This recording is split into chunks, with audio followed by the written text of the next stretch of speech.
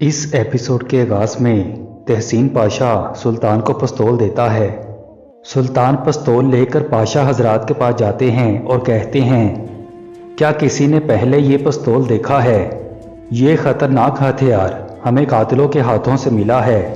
पाशा कहता है, उन्होंने आप पर हमला करने की जुर्रत क्यों की? सुल्तान कहते हैं, जंगे अजीम की किताब का पहला सफ़ा लिखने पर उन्होंने ऐसा किया है। दुनिया बड़ी जंग की तैयारी कर रही है और हदफ हमारी सल्तनत है।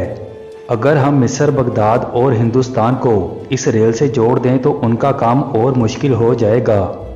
महमूद पाशा कहता है, अंग्रेज़ लोग इस काम के लिए इतना पैसा यहाँ लाने वाले थे। सुल्तान कहते हैं, हम ये काम जर्मन लोग से मिलकर करेंगे।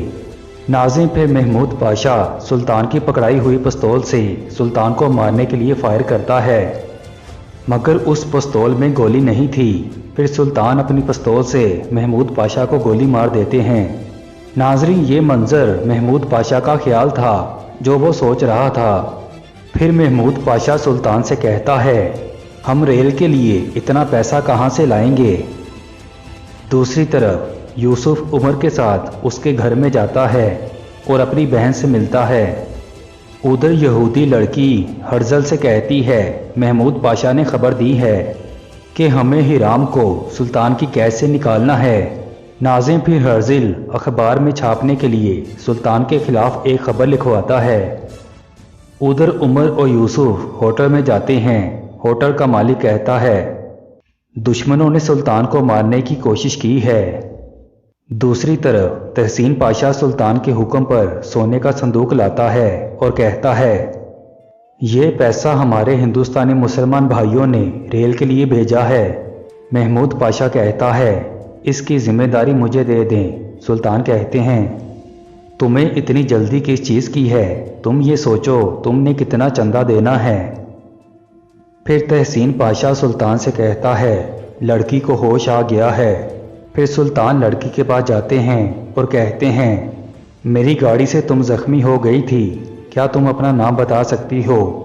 लड़की कहती है, मुझे कुछ याद नहीं है। दूसरी तरफ यहूदी इकट्ठे होते हैं। एक यहूदी कहता है, 2 दिन बाद हम यहूदियों की कांग्रेस कायम करेंगे। नाज़िम फिर हर्जल और ईमानो यहूदियों के रहनुमा के तौर पर उम्मीदवार बन जाते हैं। दूसरी तरफ सनीहा महमूद पाशा से कहती है, आपने मुझसे झूठ क्यों बोला? उस रात अब्दुल कादिर के साथ आप थे। उसी रात एक लड़की का कत्ल हुआ और महल के नक्शे तब्दील किए गए। महमूद पाशा कहता है, आपके भतीजे ने जुआ खेला था, मैंने उसे बचाया था, मगर उस लड़की का कत्ल मैंने नहीं किया। सनीहा कहती है, मुझे आप पर भरोसा है। उधर हर्जर और ईमानों को 4-4 वोट मिलते हैं। हर्जर ईमानों से कहता है, तुम जीत की उम्मीद मत रखो। दूसरी तरफ सुल्तान अखबार में अपनी सल्तनत के खिलाफ खबर पढ़कर गुस्से में आ जाते हैं और तहसीन पाशा से कहते हैं, तमाम पाशाओं को इकट्ठा करो। उधर उमर और यूसुफ बंदरगाह में लोगों को सामान उठाने की सहूलत देते हैं। दूसरी तरफ सुल्तान यहूदी हमलावर के पास जाते हैं और सुल्तान का सिपाही उससे दस्तखत करवाता है कि तुम आज़ाद हो। फिर सुल्तान पाशा हजरात के पास जाते हैं और कहते हैं, मैंने उस कातिल को आज़ाद कर दिया है और उसने मुझे हमारे बीच गद्दार का नाम बता दिया है। सिपाहियों, पकड़ लो इसे। नाज़िम फिर सिपाही महमद पाशा को पकड़ कर ले जाते हैं। सुल्तान कहते हैं, जिन जिन के हाथ फ्रेम में रंगे होंगे उनके हाथ काट दिए जाएंगे।